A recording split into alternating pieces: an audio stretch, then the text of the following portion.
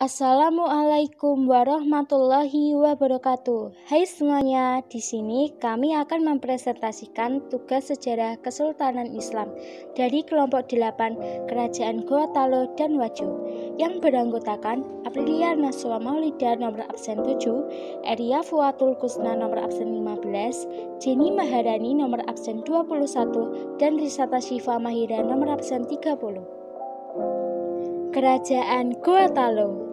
Pertama, lokasi. Kesultanan Goa Talo adalah salah satu kerajaan bercorak Islam di Nusantara yang pusat pemerintahannya berada di wilayah Sulawesi Selatan. Diperkirakan pemerintahan di Goa telah ada sejak abad ke-14 Masehi. Kedua, proses masuknya Islam. Raja yang pertama memeluk Islam di Sulawesi Selatan bukanlah Raja Goa, tapi Raja Talo terlebih dahulu. Adapun Raja Talo yang pertama kali memeluk Islam adalah Karaeng Matoaya.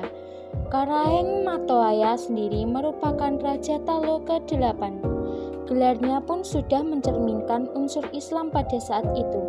Sultan Abdullah Awalul Islam Tumenang RI agama memeluk Islam pada 22 September 1605.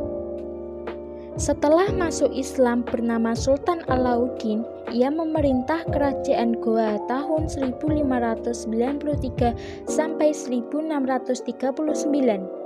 Setelah kedua raja tersebut memeluk agama Islam, kerajaan Goa Talo menjadi pusat penyebaran Islam di Sulawesi Selatan. Darah penyebaran Islam yang dijalankan Sultan Alauddin menjadikan kerajaan Goa sebagai motor penyebaran Islam. Pada masa itu, hampir seluruh kerajaan di Sulawesi Selatan memeluk agama Islam, kecuali Tanah Toraja. Makassar pun menjadi pusat penyebaran Islam di Nusantara bagian timur. Dari Makassar, agama Islam menyebar sampai Kalimantan Timur, Nusa Tenggara Barat, dan Nusa Tenggara Timur. Ketiga, sistem pemerintahan. Kerajaan Goa Talo adalah gabungan dua kerajaan bernama Goa dan Talo.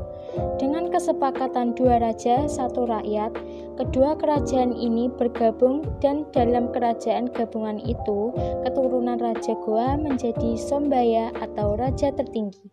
Sedangkan keturunan Raja Talo menjadi Tumabicara Buta atau Perdana Menteri. Kerajaan Goa Talo memeluk Islam dan menjadi kesultanan pada masa pemerintahan Sultan Alauddin dan mencapai masa keemasannya pada masa pemerintahan Sultan Hasanuddin 1653 sampai 1669 yang dijuluki Belanda sebagai ayam jantan dari timur. Pada masa itu, Kesultanan Goa Talo menaklukkan kerajaan Bone, Wajo, dan Perseng di Sulawesi Selatan dan memperluas kekuasaannya hingga ke bagian timur Kepulauan Nusa Tenggara dan Pulau Flores.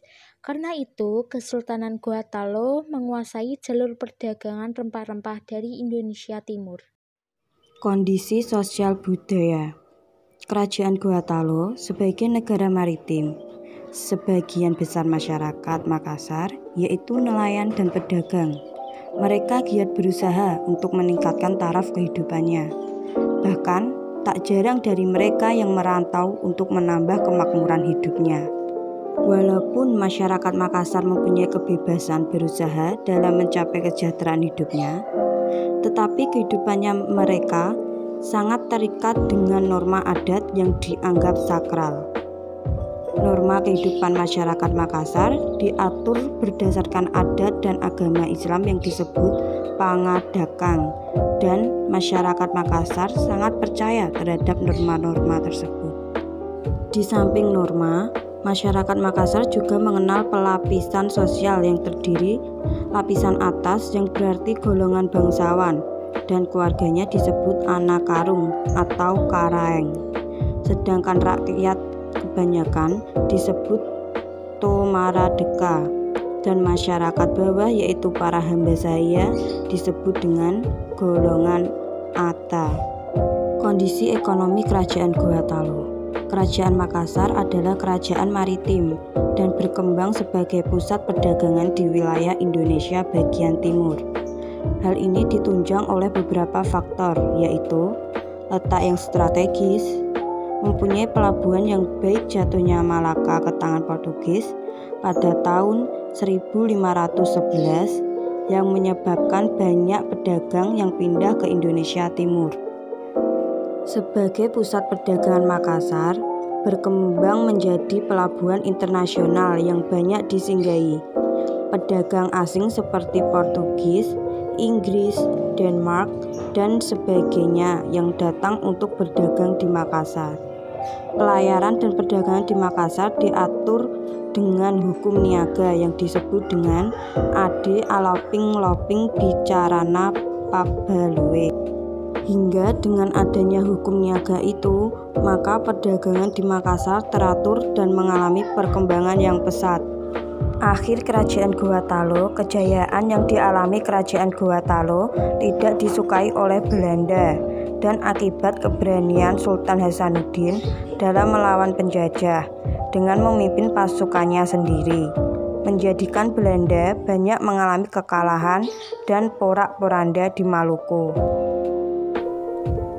Untuk mengalahkan Kerajaan Gorontalo, Belanda akhirnya menerapkan politik adu domba dengan membenturkannya pada kaumnya sendiri, yaitu Kerajaan Bon yang dipimpin oleh Arupalaka.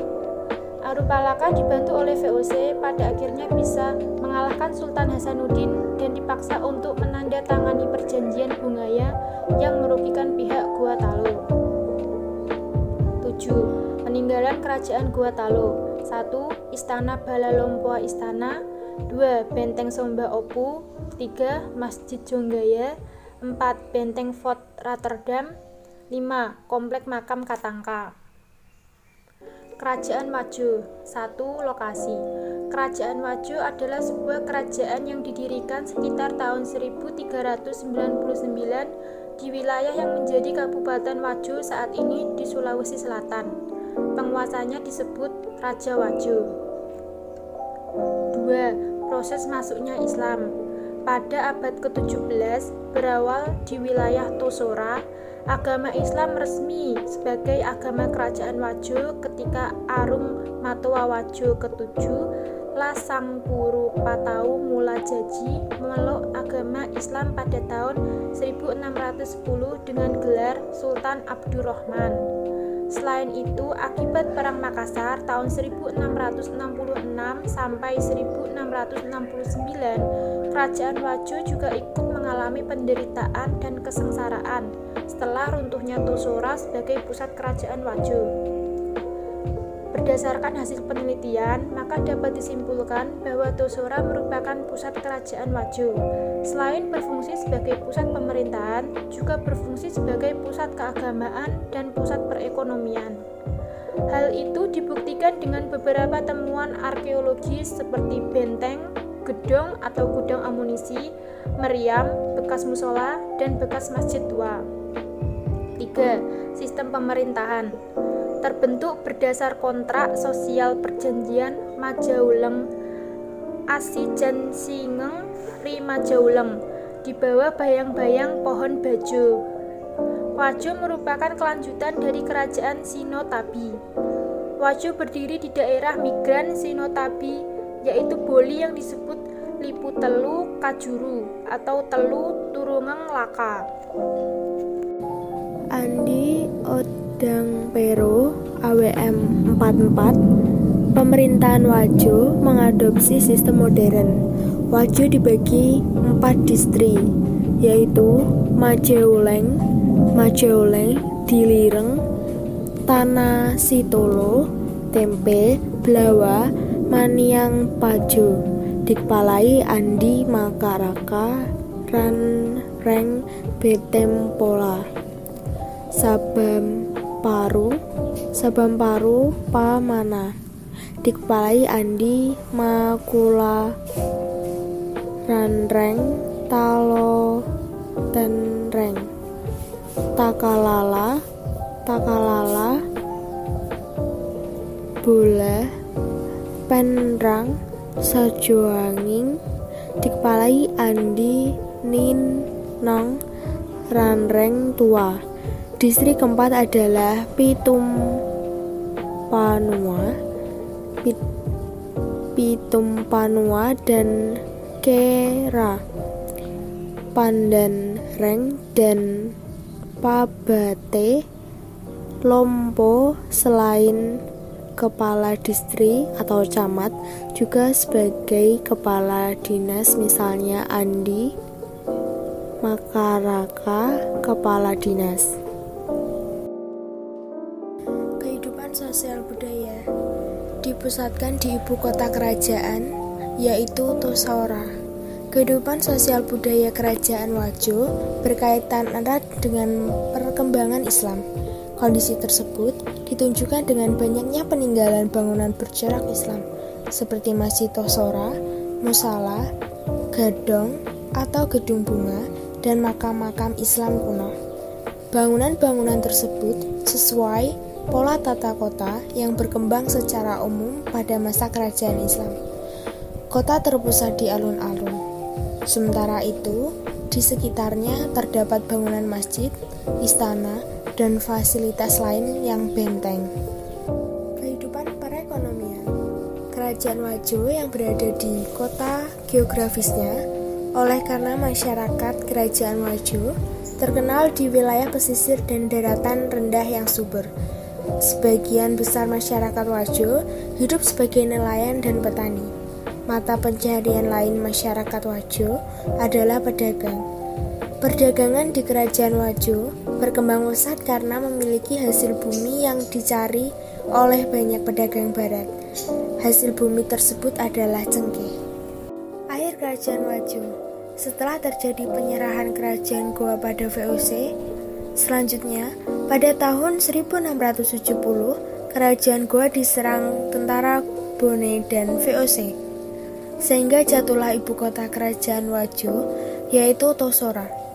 Lalu disusul dengan gugurnya Arung Matoa Tosange, dan selanjutnya pengganti Arung Matoa terpaksa menandatangani perjanjian di Makassar tentang penyerahan Kerajaan Wajo kepada VOC. Peninggalan Kerajaan Wajo. 1. Musola Tua Menge. 2. Gedoeng. 3. Makam Lamadu Kelen. 4. Sauraja Malangga. 5. Masjid Telo. Terima kasih sudah menonton.